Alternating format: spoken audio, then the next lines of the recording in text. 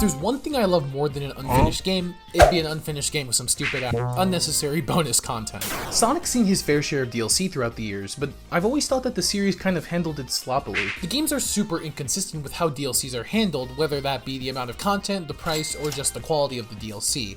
Like, seriously, we almost had to pay for Super Sonic? So, ladies and gentlemen, I thought we would take a look at these DLCs and basically rank them based on how trash, or surprisingly good they are. So, with that in mind, and without any more rambling, let's take a look at the strange history of DLC in the Sonic series. So Sonic has a surprising amount of games that feature downloadable content, so with that we kinda do need to talk about how we'll be judging each of these games. And because of that, I thought to kind of spice things up, we'll be judging each DLC by its quality, if the price is fair, and if the amount of content is good or not. So for the first game on our list, follow me back all the way to the 1990s, and let's take a look at Sonic Adventure for the Dreamcast. In Sonic Adventure on the Dreamcast, the downloadable content mainly revolved around holiday themes, resulting in Halloween, Christmas, and Y2K looking areas of the game. And if you aren't sure what Y2K is, basically it's a big deal that was back in 1999 when everyone was hyped for New Year's Eve, but also kind of worried the people that their computers might glitch out when the clock struck midnight for the new year. Wow, some geniuses those people in the 90s were. Anywho, the Christmas DLC varied between North America and Japan, with North America featuring a tribute to Christmas nights, while Japan included some Christmas trees scattered throughout Station Square, emitting Christmas music upon interaction. Additionally, there was DLC to commemorate the release of Samba de Amigo. The remaining DLCs consisted of contests. In North America, there was a time attack contest presented by AT&T and official Dreamcast magazine, while in Europe they hosted a Rebug DMX competition. Japan also organized two contests, a Hedgehog hide-and-seek and a Yukawa Senyu Kyuo minigame. Furthermore, Japan had a Jewel Chow DLC available. There's not a lot of info out there, but what we do know is that they're usually obtained under special conditions or through the Tiny Chow Garden. I go more in depth about that in my Chow Garden video, which you should totally check out on the iCard up above if that interests you.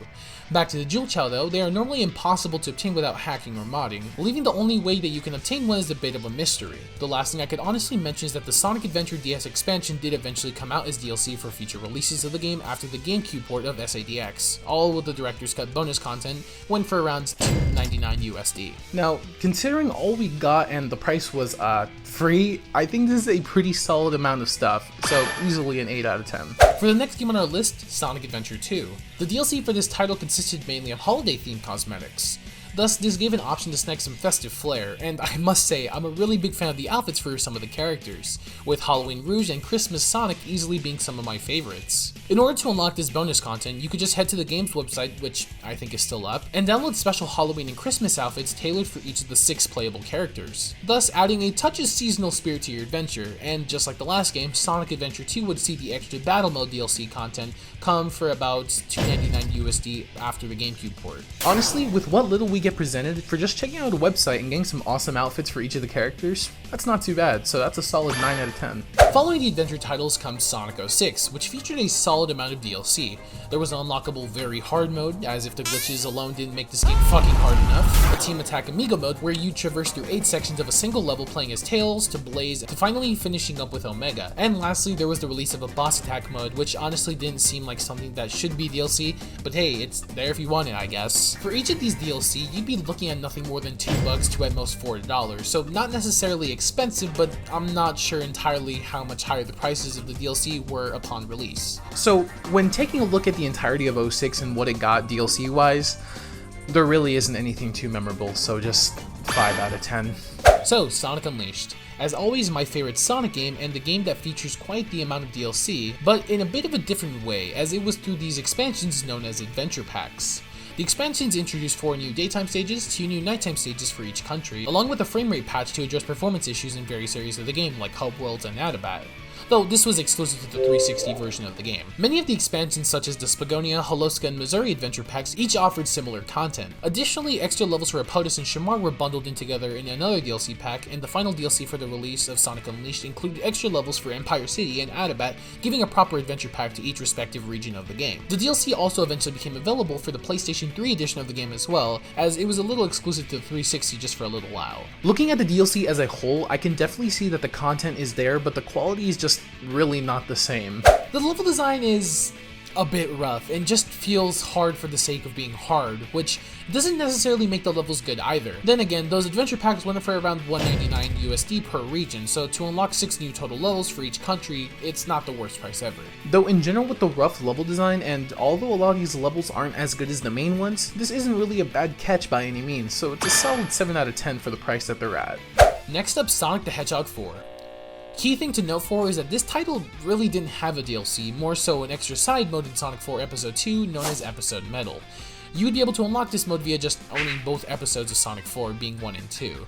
This offered the ability to play as Metal Sonic, one of Sonic's most formidable foes, as he embarks on his own quest across familiar zones from Episode 1. They do increase in difficulty, and I will admit it's nice having a sort of laid out explanation as to why Metal Sonic showed up in the first place, and this is a really cool way to handle the story behind it. Although the entirety of Episode Metal is a really cool idea and concept, the execution is kind of lazy and I don't think it's that well done, so I'm just gonna have to give this game a solid 4 out of 10. See what I did there? I'm funny, right? Following my epic joke, we have Generations, which really didn't have any DLC as cool as you think with all the freedom they had.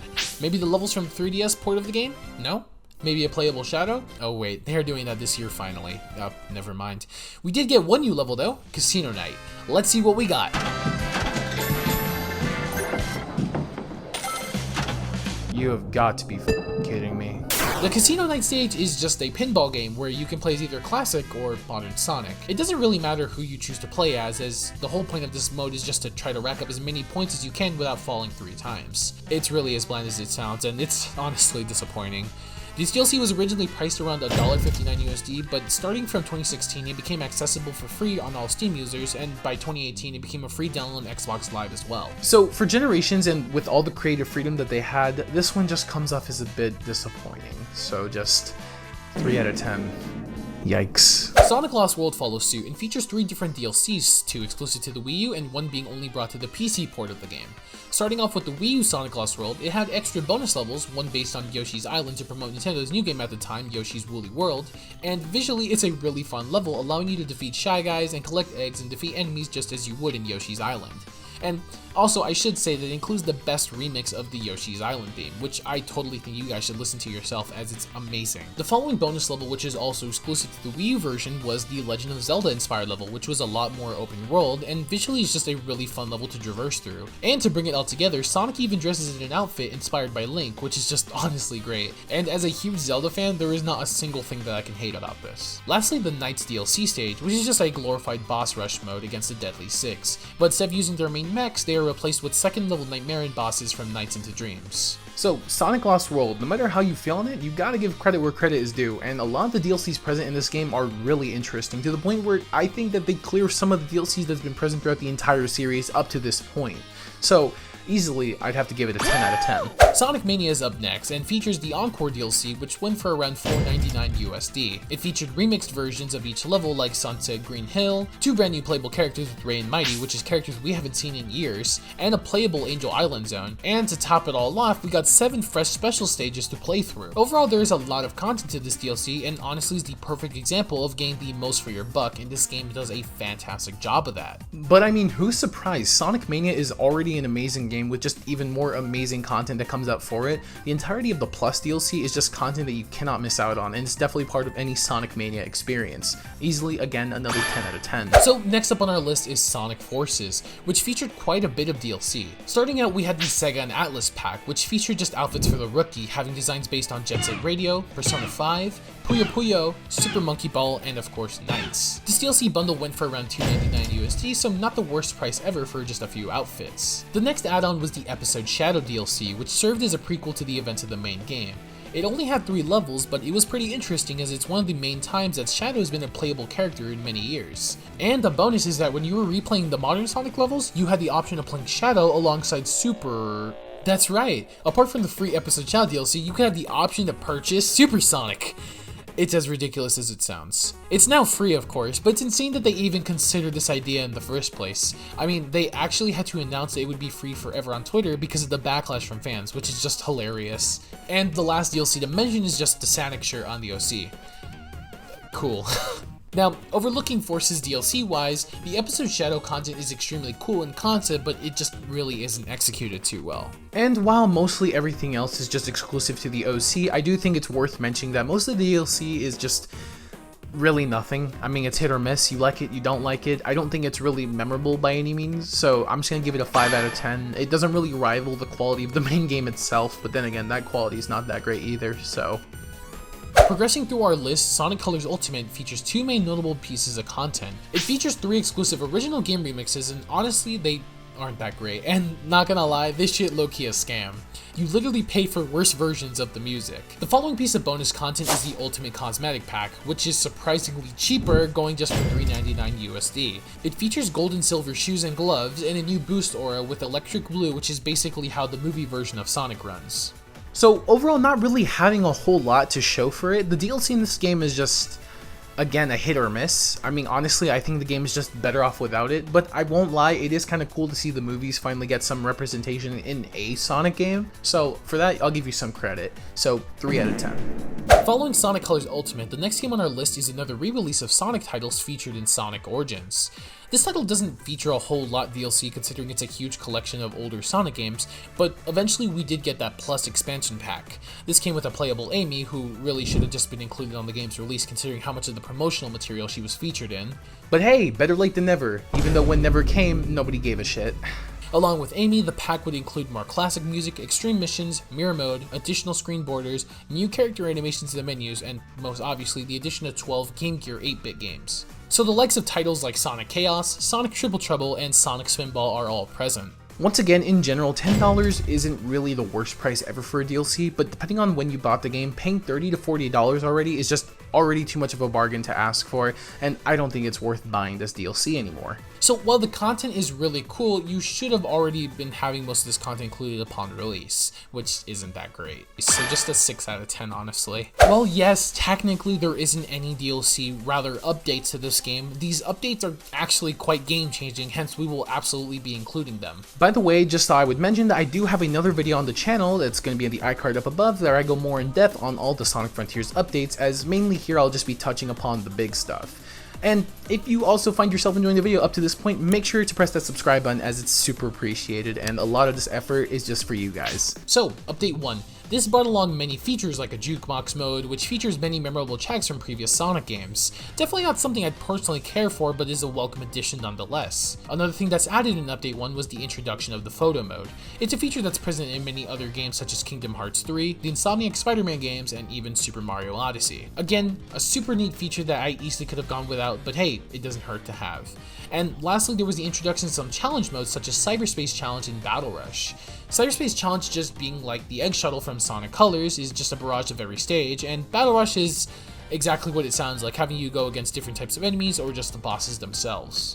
Second off, Update 2, which features a lot more than just some side gimmicks. First up, New Game Plus, which is really nice to have and definitely can add some replayability to the game. Following this was the Extreme difficulty, which doesn't transfer Sonic's stats but puts him through the ringer in a more difficult challenge. Next up was Sonic's birthday content, which I really never cared for, but it does add changes to the HUD, islands, and even Sonic has a birthday outfit, so that's pretty cool. What I think to be the most notable part about this second update though was definitely the reintroduction of the Spin Dash. Unfortunately, it's nothing like it was in the adventure games, rather it's more akin to Lost World, where it just feels like a better boost. It can also be used in combat. Last but not least is the biggest update to Sonic Frontiers with the Final Horizon. The first thing is obviously the new story that's present, which just provides a better ending for the main game, but with that ending comes new challenges like the Trial of the Masters, and even a new form for the Blue Blur with Super Sonic 2, which as a Dragon Ball fan I can never not find this sick as fuck. This new form faces a new final boss, which is way better and not as ass as the original final boss, cause like, actually what the fuck is this? Now face your end. Following the better ending of the game, we get more playable characters. This is a feature that hasn't been seen since 06, but hey, again, better late than never. Tails, Knuckles, and Amy, and while yes, having some similar moves to Sonic, get their own playstyles, like Amy getting to hover with her Tourette cards, Knuckles having an interesting new form of combat with fire and drilling, and Tails even being able to throw wrenches and even fly with the very same tornado mech from Sonic Adventure 2, which is a nice callback. The final thing to mention would be the new objectives added to cyberspace, like hunting for medals or collecting flickies, which is just fun bonus content that's added. added. Now overall, let's just get this out of the way. This game is going to get a 10 out of 10. Not only do we get a bunch of more content on top of an already big game, but all of it is for free. The only really downside I have is that you get a better ending for the game a whole year after the fact, which I think is a little bit ridiculous, but you know what? I do think that Sega is starting to improve with story writing and how the Sonic games are presented, so you know what? Not bad. The final game on our list is Sonic Superstars. Yeah, you know what? I don't give a f about this game. You do it. Oh, who, me? Silly old me? Is it? Yeah, you gotta cover the Sonic Superstars DLC. Okay, I'm not feeling Superstars, but don't worry, I can do any other game. I already did every other game. Oh yeah, so you left the worst one for me, huh? You think that's fitting somehow? Yeah, asshole. It fits perfectly. Now you do it. Oh yeah, you think you're so tough, huh? Yeah, I think I am. Little YouTube boy thinks he's tough. Well, I'm gonna say something. I think you Yeah, who do you think you are, huh? You fucking insult me on my channel? I'm not even on this bitch. I'm gonna go upload again, motherfucker. Sonic Superstars has quite a few DLC editions, but it's interesting in the sense that they're really only costumes for the different characters. I'll be talking about these one by one, like a normal person. First off is the LEGO Fun Pack for $4.99, which only includes LEGO Knuckles, Tails, Amy, and Eggman for some reason. So if you ever want costumes for everyone but the one you want them for, this pack's for you! That's alright though, since LEGO Sonic is completely free! Yippee! Man, I can't believe Sega is so generous to give us this high-quality Sonic costume completely free! And charge us for this. Next up for $14.99 is the Digital Deluxe featuring Feels the Rabbit. Great name, by the way. Unlike the LEGO characters, Feels doesn't have any custom animations, which maybe is for the better. I honestly really dig that we got an official 3D Feels model, because that's an area that the community wasn't excelling in. Now I know what you're saying. But Luke, why is this DLC $14.99 if you only get one skin? Isn't that kind of a rip-off? And that's where you're wrong, my friend, because this DLC doesn't just feature Feels. It also includes a Mecha Sonic skin for the battle mode, and some custom wallpapers. So, yeah, it's a ripoff. Next up is Christmas Sonic, which is completely free. I mean, what can I say about him? He's got a little Christmas costume. Not unlike what Modern Sonic got for Frontiers, which VMeg forgot to talk about because he's stupid, and I mentioned it in my Superstar section, even though I didn't need to because I'm awesome. Now, Shadow couldn't make it into this game, so he had to be skinned and wrapped around Sonic instead. I'm just wondering why other characters didn't get Shadow costumes. I would have loved to see my favorite Sonic characters inside of Shadow. And I'm gonna stop me right there. And finally, we have IHOP Amy, which is a console exclusive. It's only available through purchasing real-life IHOP pancakes with pan coins from the International Bank of Pancakes, which is making me crave a visit to the International Bank of Popcorn, to be honest. Amy, she's wearing, you know, what I assume to be an IHOP costume here. I don't know, I never visited that place. So overall, I rank Sonic Superstars DLC like a 5 out of 10. It's just overpriced cosmetics and that you have to pay for like fucking pan coins, which by the way, I'm not even good enough to make that up. So, you know, there you go. So there, happy? Huh? Yeah, you're useless to me now. Fuck off. Oh, right. I got money for this. How convenient I'm able to pay him in euros even though I'm in America. So in general, most of these Sonic games do typically have great standalone content, and while the DLC is nice to have, some of these games would be better off without it. But I think that's all I have to say on the strange history of DLC in the Sonic series. Hey, and welcome to the end of the video. Socials to my Twitter, Twitch, and Discord will be in the description down below if that interests you. Huge thank you to all my members of the channel, and thank you guys for even giving me a dime. If you want to be a member and have your name be at the end of videos, make sure you press that join button right next to the subscribe button, which you should also totally press, by the way, because guess what? It's free, and if you regret it for whatever reason, like at all, you can always come back and unsubscribe later. Thank you all so much for watching, and have a good one.